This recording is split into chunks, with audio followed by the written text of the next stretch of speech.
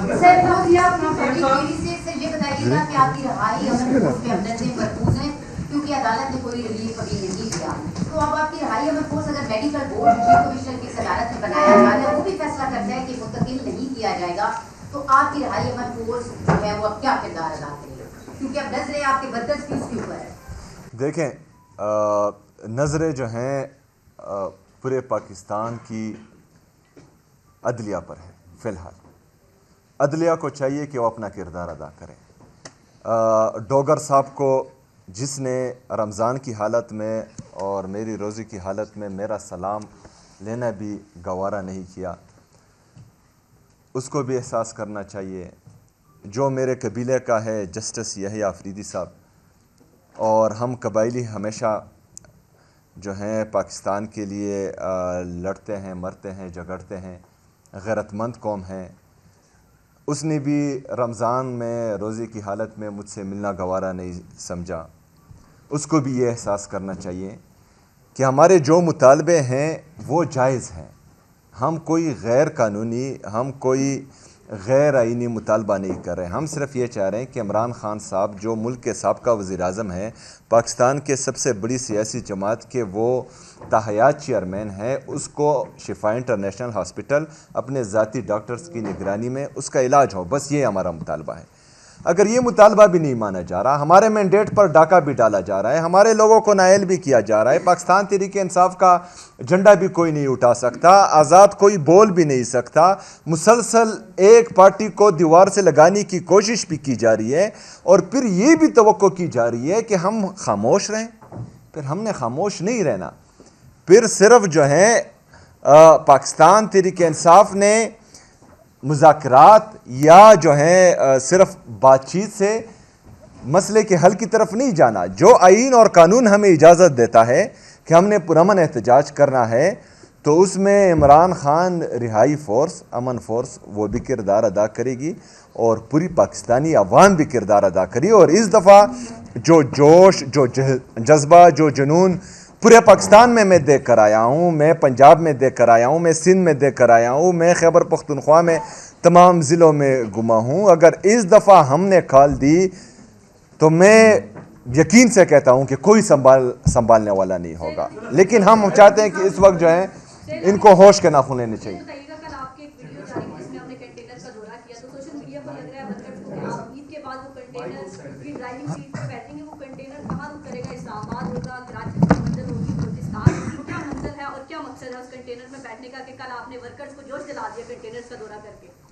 वो जी जी आप जब से बने सदर पाकिस्तान, अच्छा, आपने बड़ी एग्रेसिव मूवमेंट चलाई है पूरे पाकिस्तान के अंदर खान साहब की राय के लिए, और उसकी वजह से आपकी पॉपुलैरिटी में भी इजाफा हुआ है।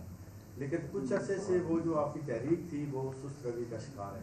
ये बताएं कि ईद के बाद आप लोगों को प्लान है जो आप दयाला की तरफ मार्च का प्लान भी बना रहे थे। दूसरा डॉक्टर साहब के साथ सवाल है, डॉक्टर बाबर अवान साहब से, हमारे मुमताज़ कानूनदान है, कि जो इदारती रवैया रहा है खान साहब की और उसका बीजेपी प्रोसीडिंग के हवाले से, उस पर हमेशा पीटीआई के वकला जो है वो तनकीद करते रहे। आप क्या समझते हैं कि इस वक्त जो इदारती कार्रवाई चल रही है उसमें अदालत के रवैये में कोई तब्दीली आई है? क्या इस अदालत से आपको इंसाफ की कोई तवक्को है? सर इसी के साथ क्वेश्चन ये तो फिर लिखना पड़ेगा। अच्छा, जल्दी बता दें, जल्दी करें, जल्दी। जी जी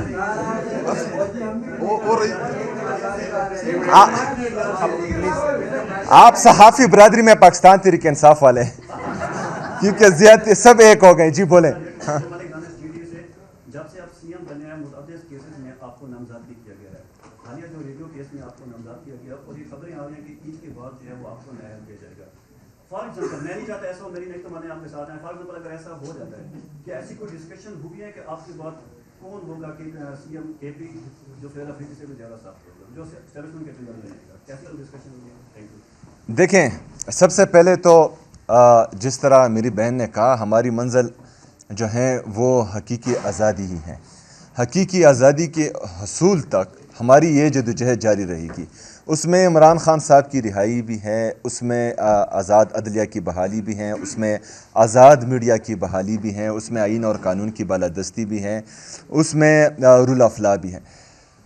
یہ تمام چیزیں اس میں شامل ہے. اور یہ جو ہیں ایک دن کا نہیں ہے, یہ 2 دن کا نہیں ہے, یہ جہد مسلسل ہے, یہ جاری رہے گا. یہ جہد مسلسل جو ہیں عمران خان صاحب نے 9 اپریل 2022 سے شروع کیا تھا اور آج تک جو ہیں یہ چلتا رہا ہے اور انشاءاللہ یہ مزید چلتا رہے گا.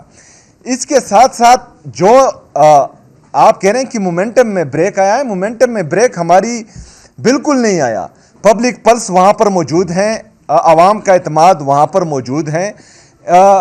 رمضان کا مبارک مہینہ تھا, رمضان میں اکثر جو ہیں پولیٹیکل ایکٹیویٹیز تھوڑی سی دھیمی پڑ جاتی ہے. جو اسٹریٹ موومنٹ ہم نے شروع کیا تھا, جہاں تک لے کے گئے ہیں وہی سے دوبارہ شروع کریں گے.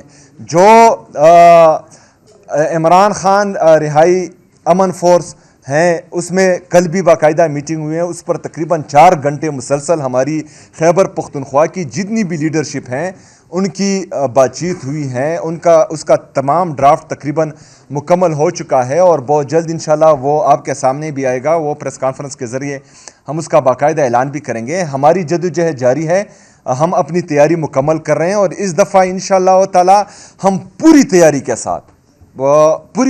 ساتھ plan A B C D ان کے ساتھ آئیں گے انشاءاللہ تعالی. ایک منٹ آپ کریں. اچھا, ہم نے اپنے پریس کانفرنس کی سٹارٹ کی یہ بات کی کہ پاکستان کی داخلہ اور خارجہ پالیسی کے حوالے سے بات کی تھی اور آخر میں آپ بات کر رہے ہیں کہ عید کے بعد فوری طور پر Pakistan Tehreek Insaf A B C اور پلان جو جتنے بھی پلان مرتب کریں گے ان کے ساتھ باہر آئیں گے. تو اگر اس وقت پاکستان خارجہ سطح پر اور داخلی سطح پر بھی سیکیورٹی کے خدشات ہیں, تو کیا پاکستان تحریک انصاف کا یہ موو کہ وہ باہر نکلے ایک نیا تھریٹ نہیں ہوگا؟ دیکھیں, سب سے پہلے یہ احساس جو ملک پر مسلط ٹولہ ہے اور جنہوں نے اس کو مسلط کیا ہے, وہ بابر اعوان صاحب نے تو ان کو جو ہیں مینیجر کہا, میں ہیکرز کہتا ہوں, کیونکہ تمام سسٹم کو انہوں نے ہیک کیا ہوا ہے. عدلیہ کو انہوں نے ہیک کیا ہوا ہے, پارلیمان کو انہوں نے ہیک کیا ہوا ہے, کوئی آئین اور قانون وہ مان رہے نہیں ہیں. تو ان کو احساس کرنا چاہیے کہ پاکستان کو ہم کس طرف لے کر جا رہے ہیں. اچھا, جو لوگ کہتے تھے کہ مطلب ہمیں 20% اور 30% جو ہیں سپورٹ چاہیے, سپورٹ اور کتنی ان کو چاہیے؟ ان کے لیے گولیاں چلی, لوگوں کو شہید کیا گیا. مرید کے میں آپ نے دیکھا, 26 نومبر کو آپ نے دیکھا, ان کے لیے گالیاں بھی دی گئی, مطلب منتخب نمائندوں کو گالیاں تک دی گئی. اس کے باوجود اگر یہ لوگ اتنی سپورٹ کے باوجود 100% سے زیادہ سپورٹ کے باوجود ڈیلیور نہیں کر پا رہے ہیں, تو ان کو سوچنا چاہیے, ہیکرز کو سوچنا چاہیے, تھوڑا سا جو ہے اپنا رخ دوسری طرف کرنا چاہیے پاکستان تحریک انصاف سے, اور دیکھنا چاہیے کہ وہ جن لوگوں کے لیے یہ چیزیں ہیک کر رہے ہیں ان کی پوزیشن کیا ہے, اکانومی کو کس طرف لے کر جا رہے ہیں, انڈسٹریل گروتھ کو کس طرف لے کر جا رہے ہیں, ایگریکلچر گروتھ کو کس طرف لے کر جا رہے ہیں. ہماری جو خارجہ پالیسی ہے آج ہم کہاں سٹینڈ کر رہے ہیں. ہمارے جو خارجہ کی منسٹر کون, وہ ہماری خارجہ پالیسی سابق وزیر خزانہ, وزیر خارجہ جو ہیں, مطلب نہیں وہ مجھے پتہ ہے کہ ہے, لیکن سابق وہ ڈپٹی وزیر اعظم ہیں, وہ فارن منسٹر ہیں, وہ پتہ نہیں کیا ہے, ہاں وہ کیا کر رہے ہیں, وہ اس کو اپنے اس ماحول میں جو جنگ کا ماحول خطے میں چل رہا ہے کہاں پر دیکھا آپ نے؟ پرائم منسٹر کو جو جعلی وزیر اعظم ہیں اس کو کہاں پر دیکھا؟ قوم سے کب اس نے خطاب کیا ہے؟ قوم کو کب اس نے اعتماد میں لیا ہے؟ پارلیمان کو کب اس نے اعتماد میں لیا ہے؟ یہ تمام چیزیں اگر ایک بندہ کہتا ہے کہ مطلب میں اوپر بیٹھا ہوں اور میں جو ہے ان سب کو جو مجھے پسند ہو اس کو بٹھاؤں گا اور اسے جو ہے ملک چلاؤں گا, ملک اس طرح نہیں چلتے. نہ جو ہیں ملک اس طرح چلتے ہیں, بلکہ ملک تو چھوڑیں ایک چھوٹا سا ادارہ بھی اس سے نہیں چلتا. تو ان لوگوں کو احساس کرنا چاہیے. لیکن اگر فرض کریں پھر ان کا انٹرسٹ یہی ہے کہ عمران خان صاحب سے ملنے نہیں دینا، عمران خان صاحب کا علاج نہیں کروانا، پاکستان تحریک انصاف کے لوگوں کو نائل کرنا ہے، پاکستان تحریک انصاف کے سینیٹرز کو نائل کرنا ہے، ان کے خلاف کیسز بنانے، ان کی جو خواتین ہیں ان کو بے عزت کرنا ہے، چادر چار دیوالی کی پامالی کرنی، یہی پالیسی ان کی ہے. تو پھر اگر ایسا ہے تو ایسا صحیح.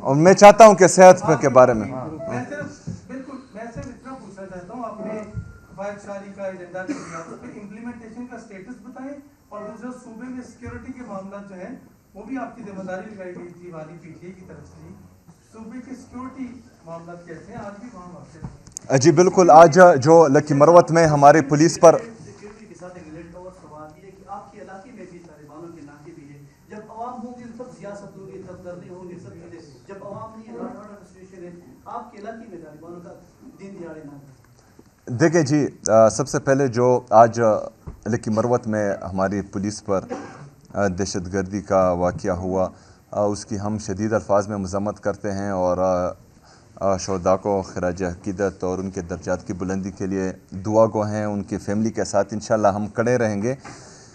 دیکھیں جی، یہی پالیسی تھی جس پر ہم تنقید کر رہے تھے، یہی پالیسی تھی جب ہم پورے پاکستان میں یہ آواز لگا رہے تھے کہ آواز اٹھانا جنازے اٹھانے سے بہتر ہے. ہم یہ کہہ رہے تھے بار بار کہ اگر آگ خیبر پختونخوا میں لگے گی ان کی غلط پالیسی کی وجہ سے، تو اس کی تپش جو ہیں وہ اسلام آباد بھی محسوس کرے گا، لاہور بھی محسوس کرے گا، کراچی بھی محسوس کرے گا. اور آپ نے کچھ عرصہ پہلے دیکھا کہ اس کی تپش اسلام آباد نے محسوس کی. یہ بند کمروں کے جو فیصلے ہیں یہ ان کا ہی نتیجہ ہے، ان پر ہم تنقید کر رہے ہیں. خیبر پختونخوا کے حالات کو کنٹرول کرنا کوئی مشکل کام نہیں ہے، لیکن وہاں پر مسئلہ یہ ہے کہ کچھ لوگ جن کا کام ہی نہیں ہے ان چیزوں میں مداخلت کرنا، وہ مسلسل جو ہیں ان چیزوں میں مداخلت کر رہے ہیں، وہ مسلسل ایسی پالیسیز امپلیمنٹ کرنا چاہ رہے ہیں جس سے 21 سال سے مسلسل نقصان ہوتا آ رہا ہے. جو پالیسی ہم دے رہے ہیں، جو چیزیں ہم بتانے کی کوشش کر رہے ہیں، نہ وہ ہماری سن رہے ہیں نہ اس پر عمل کر رہے ہیں. جب وہ نہ سن رہے ہیں نہ عمل کر رہے ہیں اور چیزوں کو انہوں نے اپنے ہاتھ میں لیا ہوا ہے، اور وہ جگہ جہاں پر ہم کارروائی کرنا چاہ رہے ہیں اور وہاں پر پولیس جو ہے وہ چھوڑی نہیں جا رہی کیونکہ ان کے لیے جو ہیں وہ نو گو ایریا بنائے گئے ہیں، تو پھر حالات ٹھیک نہیں ہوں گے. اور یہ جو ہماری ایپیکس کمیٹی کی میٹنگ ہوئی اس میں بھی میں نے بتایا، جو ہماری اس کے بعد کی میٹنگ ہوئی اس میں بھی بتایا، جو میری وزیر اعظم کے ساتھ جعلی وزیر اعظم کے ساتھ میٹنگ ہوئی اس میں بھی میں نے بتایا یہ تمام چیزیں. اور اگر فرض کریں ان چیزوں پر عمل ہوگا تو انشاءاللہ بہتری ہوگی. دوسرا آپ کہہ رہے ہیں کہ خیبر میں وہ جو ہیں انشاءاللہ تعالیٰ ان کا علاج بھی ہو جائے گا، لیکن وہی میں کہہ رہا ہوں کہ گڈ اور بیڈ کا کنسیپٹ ختم ہونا چاہیے. ایسا نہ ہو کہ گڈ والے جو ہیں ان کی گود سے لے کر ان کی گاڑیوں میں باہر آئیں، ویڈیو کرے اور پھر جو ہیں جائیں، یہ بری بات ہوتی ہے.